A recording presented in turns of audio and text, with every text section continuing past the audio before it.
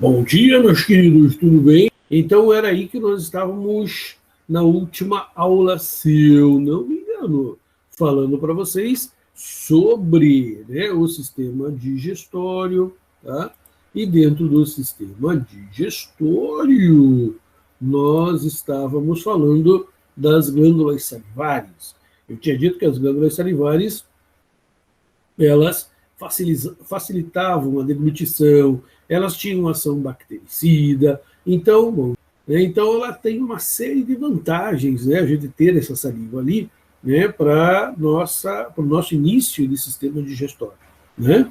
E também é onde nós encontramos a primeira enzima digestória, né, que é a pitialina ou amilase salivar, né, que é produzido por essas glândulas aí.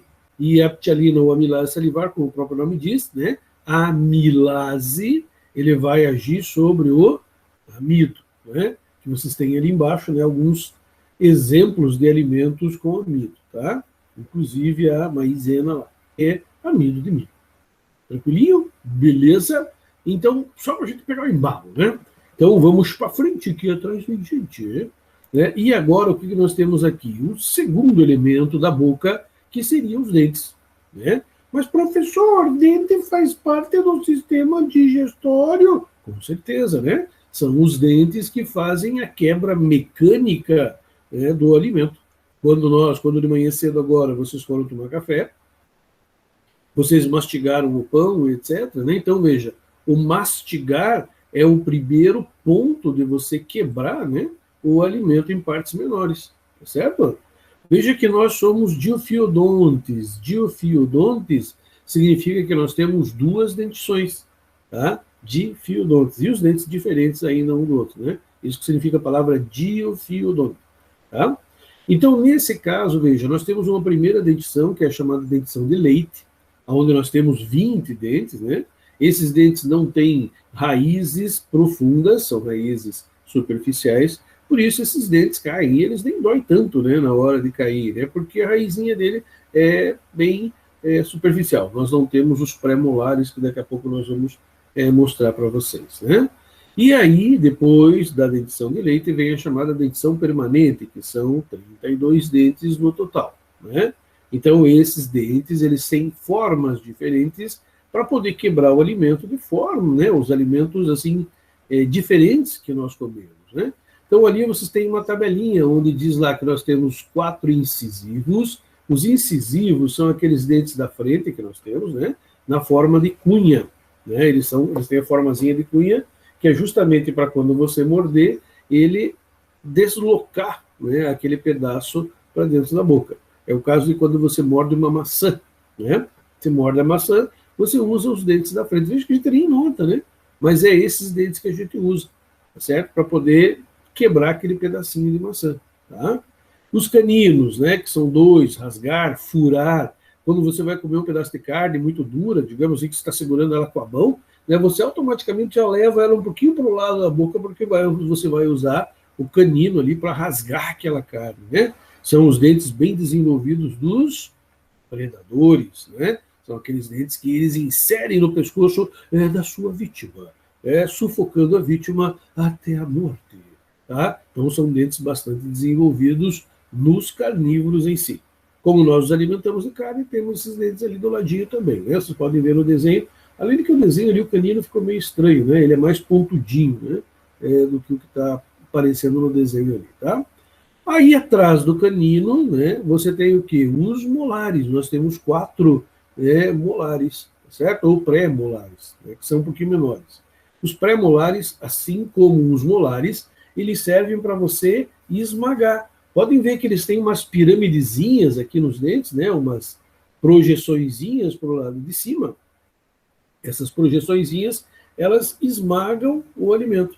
Então, o alimento, depois de ensalivado, um pouco mais mole, né, ele é levado um pouquinho para trás para os pré-molares. E se for muito duro, nós até jogamos eles para os molares da trás, que são mais fortes, né, e que servem para realmente triturar os alimentos maiores, né? Como nós gastamos esses dentes de trás, ou gastávamos esses dentes de trás, quando estávamos lá na época em que pulávamos de galho em galho, né? O que acontece? Esse dente ia se desgastando. E à medida que ia se desgastando, ele era substituído pelo dente do siso, né? O dente do siso tem essa função, ou tinha, melhor dizendo, essa função de substituir o último dos molares à medida que ele fosse gastando, né? Com o tempo, com a nossa alimentação. Lembre que quando descemos das árvores, né, nos alimentávamos de grãos que achávamos no ambiente, éramos catadores, comíamos o que encontrávamos, né? Então, a maior parte da nossa alimentação era grãos, e grãos, né, a gente não tinha ainda o conhecimento do fogo, ingeríamos esses grãos, né, in natura, assim como a gente encontra no ambiente. E eles são duros, então, à medida que íamos usando os dentes, eles iam se gastando. Hoje, o siso não tem mais essa função, né? Nós não chegamos a gastar exageradamente os nossos molares. Então, o siso nasce, e como ele não tem uma função, e como o nosso esqueleto, inclusive por causa da fala, etc., houve uma modificação, muitas vezes ele não tem nem lugar para nascer, né? Então, ele incomoda. Então, os dentes também vão triturar, né? É a primeira parte mecânica que nós temos da nossa digestão. Aqui nós temos um detalhezinho, desculpem, nós temos um detalhezinho do dente, né? Então vocês têm um dentezinho ali para a gente ver as partes que ele é formado. A primeira parte, sem dúvida nenhuma, o elemento mais duro do nosso corpo é o esmalte, que recobre, né, os dentes. Lembre que dente é como osso, né? Ele tem as estruturas dos ossos. Se tem as estruturas dos ossos, ele tem vasos sanguíneos, ele tem nervos, ele cresce, né? Então, veja, na parte bem de cima, aquela para fora da gengiva, nós temos o esmalte. O esmalte como eu falei para vocês, uma substância muito dura, ele vai proteger, porque se fosse só o osso, ele vai se desgastando. E é mais fácil, inclusive, de bactérias penetrarem, né, dentro do dente. Então, o esmalte está aqui. Mas veja que, mesmo sendo uma substância muito dura, né, ele consegue ser perfurado por bactérias.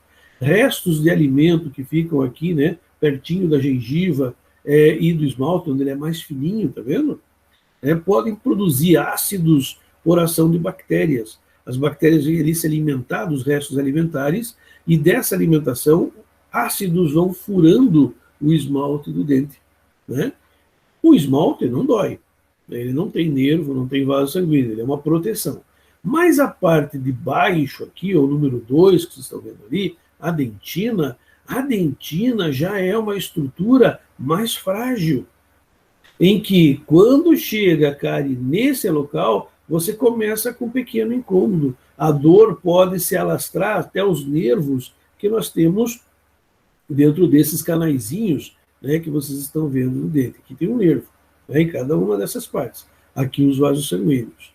Quando ela chega até essa parte, se você não tratar, você vai ter que fazer depois o chamado tratamento, né, do canalzinho do dente, né? Tratamento de canal, que o dentista chama, né? Por quê? Porque a bactéria chegou até aqui. E chegando até aqui, ó, ela vai se espalhar por toda essa partezinha aqui. E aqui tem um nervo. E se a bactéria chega até aqui, né, os gases que ela produz, inclusive, vão pressionar esse nervo. E isso dói.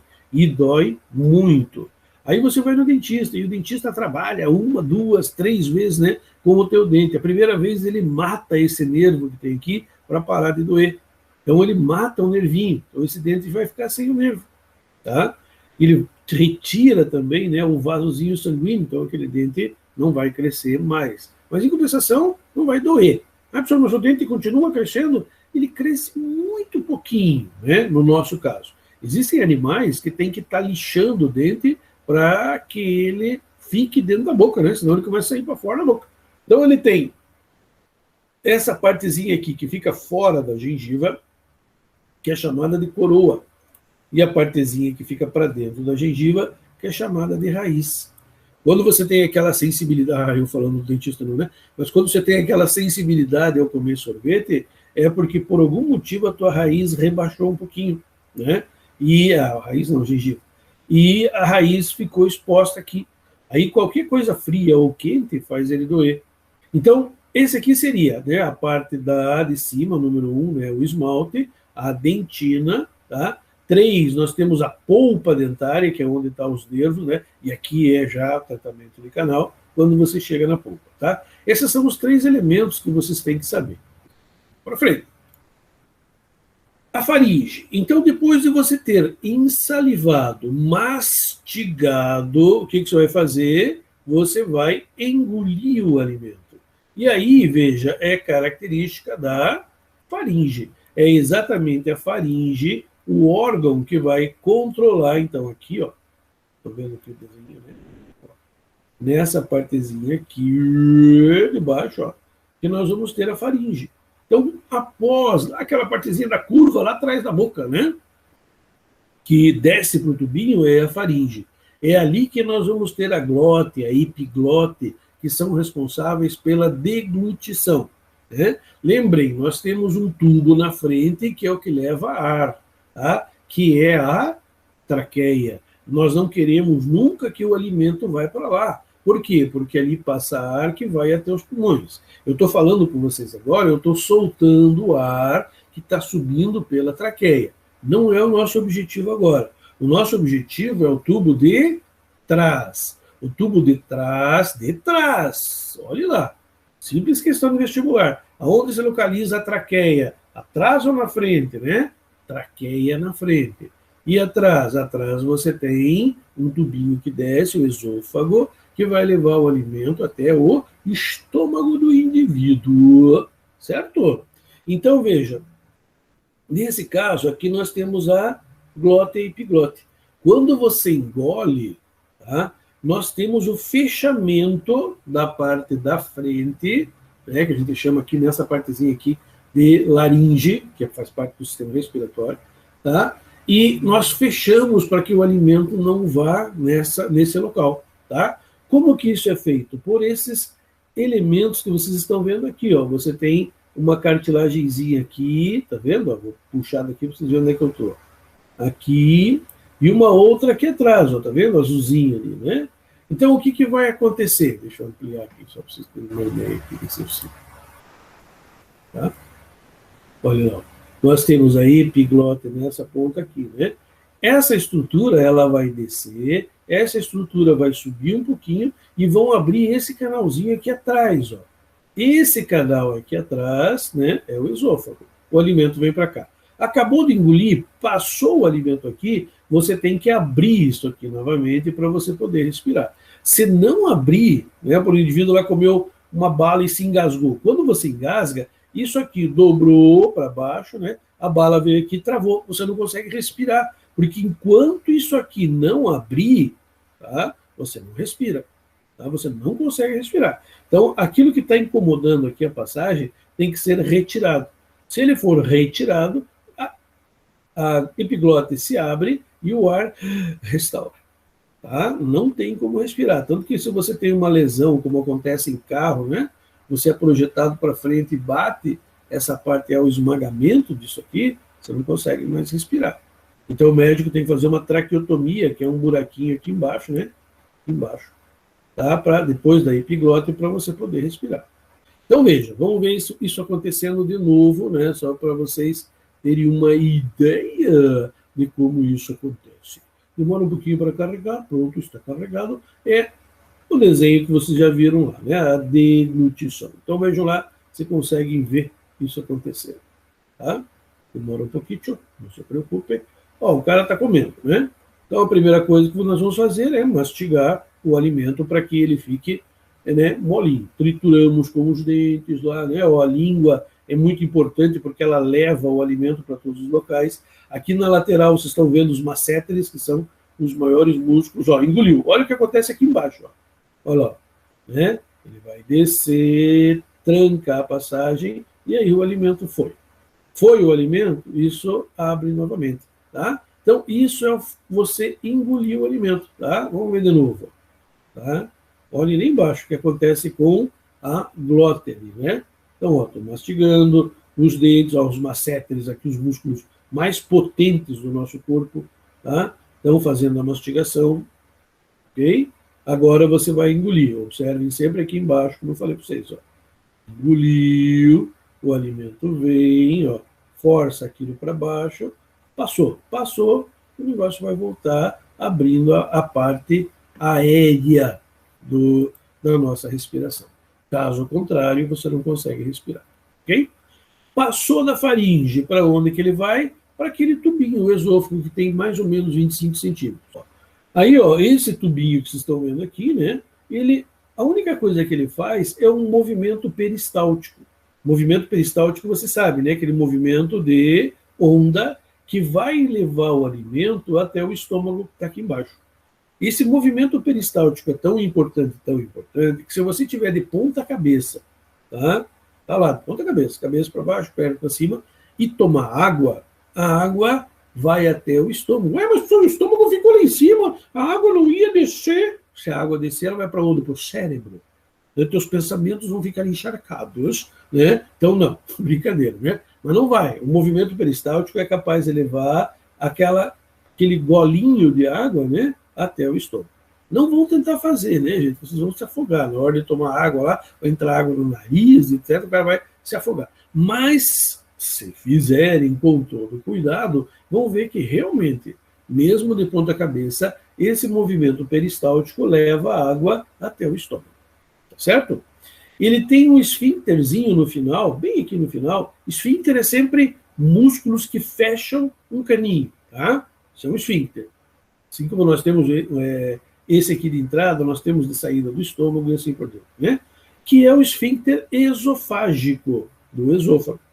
É ele que se abre aqui no finalzinho, deixando o alimento cair dentro do estômago. Mas por que, professor, que tem que ter um esfíncter ali? Por quê? Porque na digestão, lembram? Nós liberamos enzimas muito potentes, ácidas. Imagine se esses ácidos do estômago subirem, né? O estômago tem uma proteção contra os ácidos, ele produz um muco protetor. No esôfago não tem esse muco protetor. Então, os ácidos do estômago queimariam o esôfago. Tá? E isso acontece muitas vezes com quem tem refluxo. Quando você tem refluxo, esse esfíncter não fecha como tinha que fechar. E um pouquinho aqui, né, volta. E ao voltar, ele queima. Então, aquela sensação de queimação não é só uma sensação, é uma queimação química. Né? Os ácidos, vapores do estômago estão saindo por esse esfíncter que tinha que estar fechadinho. Então, os vapores é que causam isso. E, inclusive, se você deixar isso acontecendo por muito tempo, você começa a enfraquecer as paredes do tubo. Tá? Então, isso é muito grave, né? Porque pode romper essa partezinha do esôfago. Então, tem que tratar, tem que cuidar. Tá? Não se alimentar antes de deitar, logo antes, né? Dá lá o tempo, 1 hora, 2 horas antes de deitar, para você não deixar, né, muito alimento dentro do estômago. Tá? Tranquilo? Então, o esôfago, só o movimento peristáltico. Aí o alimento cai no estômago. Então, o estômago é extremamente complexo, né? O fundo dele é na parte de cima, tá vendo? A gente chama de fundo do estômago a parte de cima. O corpo principal e a parte de baixo aqui, né? E aqui nós temos um átrio, uma abertura pilórica. E aqui nós temos o piloro, que é o esfíncterzinho, tá vendo aqui, ó? Piloro, que é exatamente o esfíncterzinho aqui, ó, de saída do estômago. Então, veja, o alimento permanece dentro do estômago também, né, enquanto esse piloro não se abre. E aqui, ó, tá cheio de enzimas digestórias, tá? Medindo assim, numa pessoa adulta, ela tem mais ou menos 2 litros, isso aqui, né, comporta de alimento, para mais ou para menos, depende se você é um glutão, né, come muito ou come pouco. Né? Quando você come muito, isso aqui pode dilatar, ficando maior. Então, a sensação de fome, né, para você preencher isso, né, você usa mais alimento ainda. Ok? Então, é uma bolsinha, tá? Como eu falei para vocês, por dentro dele, né, ele tem uma quantidade de muco muito grande, então ele é mucoso, justamente essa mucosa que existe dentro, né, como se fosse uma gelatinazinha, evita que os próprios ácidos produzidos ataquem a parede desse órgão. Tranquilo? Ok? Aqui em cima nós temos uma outra válvula chamada de cárdica. Então, veja, cárdica é a válvula de entrada do estômago. Tá? E aqui nós temos o piloro, que é a válvula de saída. A função dele, vocês já sabem, ele vai produzir o suco gástrico. E o que é um suco gástrico? Está aqui embaixo. Ó. É água misturado com ácido clorídrico, né? Ácido clorídrico muito forte, né? Cuja função é matar bactérias que entraram junto com a comida e também, né, como é ácido, fazer a desmineralização. Vamos supor que você, né, comeu um pedacinho de osso que lá na hora de cortar a carne ficou muito pequenininho, você nem notou, né? Então, veja, aquele pedacinho de osso vai ser desmineralizado aqui. Então, o ácido consegue quebrar, né, esse ossinho.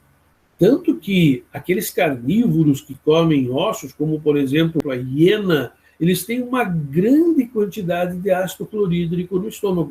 Por isso, eles conseguem digerir ossos, coisa que, para nós, se você pegar um osso grande, não vai dar, né? Nós temos uma pequena quantidade. Mais ainda, como essa quantidade de ácido clorídrico é muito, muito grande, eles podem comer carniça. Eles podem comer carne que está infectada com fungos, bactérias, vírus, né, que não tem problema. Ao cair no seu estômago, tudo isso morre por ação do ácido clorídrico. Então, eles têm muito desse ácido no seu estômago. Certo? E ali existe também uma enzima, né, que é a pepsina. A pepsina é a enzima que vai atacar proteína. Isso não pode esquecer. Qual é a enzima que digere proteína? Pepsina. Aonde que a proteína começa a ser digerida? Na boca? Não. Lá na boca era amido. É no estômago. Então, proteína é digerido no estômago, tá? Independente se for proteína de carne ou se for as proteínas de vegetais. Quando elas chegam aqui, elas são digeridas, né, dentro dessa estruturazinha ali. Tranquilinho? Ó, mais um pouquinho aqui, tá?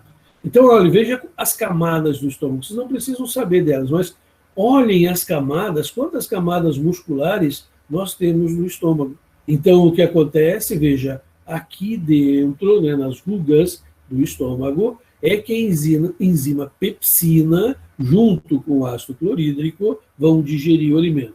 Reparem também que é nesse local, né, que se medirmos o pH vai ser extremamente ácido, entre 1,5 e 2. Essa é a acidez do estômago. E ele tem que ser ácido para que a proteína consiga ser quebrada em pedaços menores para ser absorvida pelo intestino. A proteína é muito grande.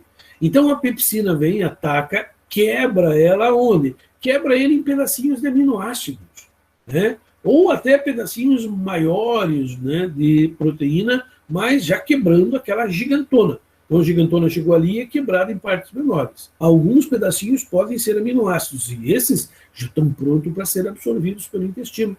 Quando for lá para a partezinha do intestino de absorção, que nós vamos falar depois, esses aminoácidos já podem passar para o sangue e serem levados para as células. Então aqui acontece. Lembra que a pepsina, ela não pode também estar ativa no estômago. Forma, digo, de pepsinogênio. Pepsinogênio está neutro, não está ativo, né? Ela não está digerindo ainda proteína. Por que nós temos o pepsinogênio e não a pepsina? Porque senão a pepsina começaria, depois que não tivesse mais comida no estômago, a tentar digerir as paredes do próprio estômago. Por quê? Porque célula tem parede proteica, então atacaria as células do estômago. Para impedir isso, enquanto nós não nos alimentamos, a pepsina está na forma de pepsinogênio. Quando você vê comida, quando você pensa na comida, você começa a salivar. Lembra lá? Nós falamos do limãozinho, né? Ou agora mesmo, se você pensar na tua comida preferida, você enche a boca d'água. Você começa a engolir saliva, e essa saliva, ao chegar aqui, começa a fazer com que o pepsinogênio se transforme em pepsina, porque o teu organismo interpreta assim: se você está salivando, é porque vem comida. Se vem comida, eu já vou me preparar aqui para fazer a digestão. mas às vezes não vem, né? Às vezes você está mascando chicletes, e mascando chicletes, você está engolindo uma grande quantidade de saliva. E os chicletes vai fazer com que o pepsinogênio se transforme em pepsina. Então, veja, muitas vezes aquela azia que você está sentindo vem por causa dos chicletes, mas não na hora que você estava mascando, como você não consegue fazer a ligação entre um e outro. Lógico que isso é um exagero, aquela pessoa que é viciada em chicletes. Então, ou ele quebra transformando, né, em aminoácido, ou ele pega lá polipeptídeos, pedacinhos, né, de proteína menores sobraram ali ainda para depois continuarem a digestão. Tranquilo? Depois que tudo isso está digerido, depois de um certo tempo, 2, 3 horas, né, de digestão, essa válvulazinha aqui que você tem, né, o piloro aqui, vai se abrir e o alimento vai ser empurrado aqui para o duodeno. Certo? No duodeno não pode ser ácido. O duodeno não tem proteção contra os ácidos do estômago. Por isso, ele vai ter que primeiro neutralizar tudo isso. Nossa, professor, mas isso aqui era ácido, como é que ele faz para neutralizar? O que ele vai produzir? Ele vai produzir substâncias básicas, né, que vão neutralizar esse ácido. Né? Então, os sais vão começar a agir sobre os ácidos do estômago e bem aqui no comecinho eles começam a ser transformados em base. Tá? Então, todo alimento que vem do ácido para cá vai neutralizar o ácido e esse tubo aqui produz uma série de sais também, né, que vão transformar o alimento, vão transformar tudo que está aqui em base. Então, ele passa de uma acidez muito grande para uma basicidade. Então, é aquela velha história, ou quebra no ácido, ou vai quebrar na base.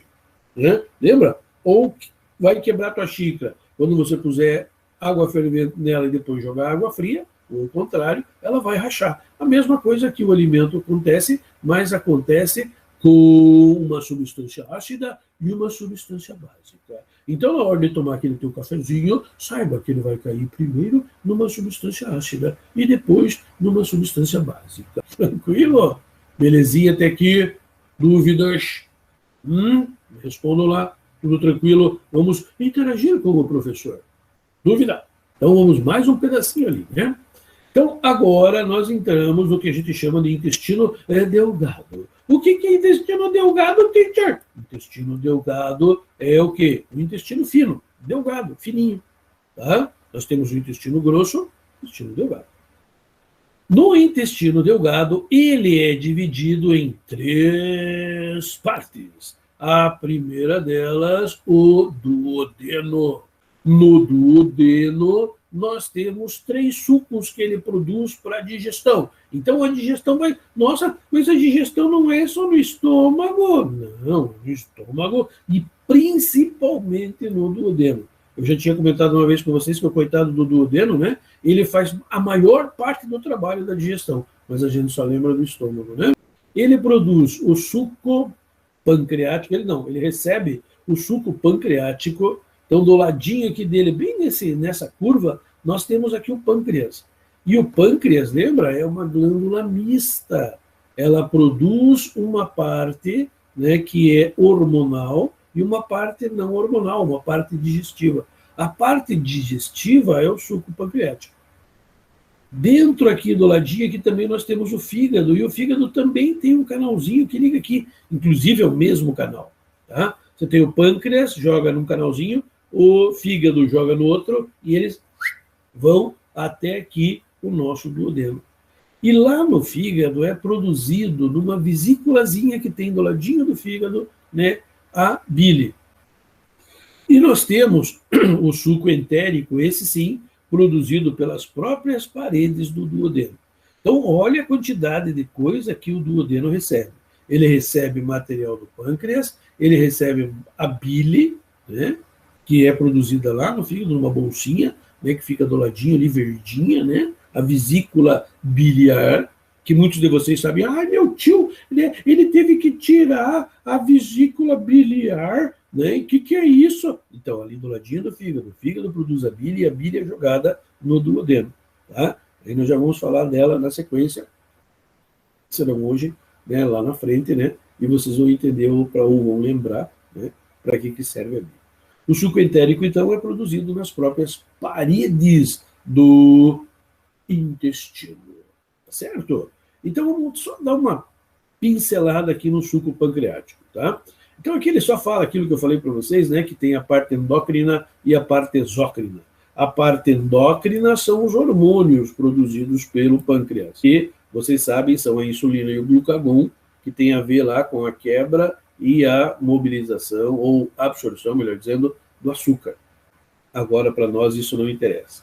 O que interessa para nós é essa parte exócrina. Ele é produzido lá dentro do pâncreas. Aqui vocês têm o desenho do pâncreas aqui embaixo. Tá vendo? Ó? O duodeno está aqui, essa curva vermelha que eu falei para vocês aqui. E aqui, ó, aparecendo, né, um torno amarelo, tudo dobrado, né, enrolado aqui, nós temos o nosso pâncreas, que ele tem um canalzinho, e esse canalzinho vai dar lá, ó, lá no nosso duodeno, tá? E o que ele, o nome desse canalzinho, né, é canal de Wirsung, tá? O canal de Wirsung vai jogar ele lá dentro. E o que joga? Vai jogar elementos, né, que vão continuar a quebra do alimento que está aqui dentro. Então, aqui nós temos um ambiente extremamente básico. E nós vamos ter aqui a primeira enzima jogada aqui, que é a amilase pancreática. Professor, mas a amilase não era lá na saliva? Não, na saliva era a amilase salivar, realmente. E aqui é a amilase pancreática. Qualquer diferença nenhuma. Eles vão agir no mesmo alimento. Mas por que tem duas vezes? Porque lá na boca a gente engole muito rápido. Você mastiga e saliva e engole. E ele só funciona, essa enzima só funciona em ambientes básicos ou neutros. A boca é neutra, então na boca começa a agir a enzima. Quando você engole, ela bate no estômago, parou, não funciona mais. Quando chega no duodeno, lembra? O duodeno é básico. Então joga-se mais ainda, né, a amilase para terminar agora de quebrar o amido. Não tem mais. Se não quebrou aqui, vai sair junto com as fezes, tá? E como é que ele quebra? Né? Ele vai quebrar lá esses elementos, em partezinhas que podem ser absorvidos. Quais são as partes absorvíveis do amido? Né? Ele vai ser quebrado em glicose. Pode outros amidos serem quebrados, ou outros açúcares, melhor dizendo, em frutose. Se for leite, galactose. Então, se você chegou lá a esses três elementos, né, a glicose, frutose, galactose, ele já pode ser absorvido pelo intestino. Aí, veja, quando ele sair do duodeno, ele já está no tamanho certo para ser digerido. Tá? Nós temos ainda a tripsina e a quimiotripsina, que vão agir naqueles aminoácidos que não foram quebrados lá no estômago. Então, aquelas proteínas que começaram a ser digeridas no estômago, agora vão terminar a sua quebra através da tripsina e da quimiotripsina, produzido pelo pâncreas, tá certo? Ele também produz a lipase. A lipase vai agir aonde? Na gordura, que até agora a gordura passou batida, na margarina, lá que você mastigou, engoliu, né, passou pelo estômago na boa, e agora, quando chega aqui, a lipase vai fazer a quebra da gordura. E quando nós quebramos a gordura para a gente poder absorver isso, ela é formada, ela é quebrada, digo, em glicerol e ácidos graxos. E isso já pode ser absorvido pelo teu intestino. Então, veja, açúcares é agora que eles são quebrados até a sua fase de absorção. Gordura, agora que é quebrada até a sua fase de absorção. Proteína, terminamos a quebra dela em aminoácidos. Professor, não estou entendendo, o que eu tenho que saber? Você tem que saber quais são as enzimas e em que alimento ele age e no que ele se transforma. Quando chegar lá no vestibular, você não errar, ok? Nós temos as nucleases, que são enzimas que vão atacar o quê? Os ácidos nucleicos. O que é ácido nucleico? Não me lembro mais. Formação do DNA, do RNA, onde todo o alimento tem, né? Então ele vai ser quebrado aqui, através da nuclease. Então essas são as enzimas. Amilase, tripsina ou quimiotripsina, lipase e nuclease. Tem que saber, professor, tem. Tranquilo, gente. Beleza? Muito bem. Até lá. Tchau e benção.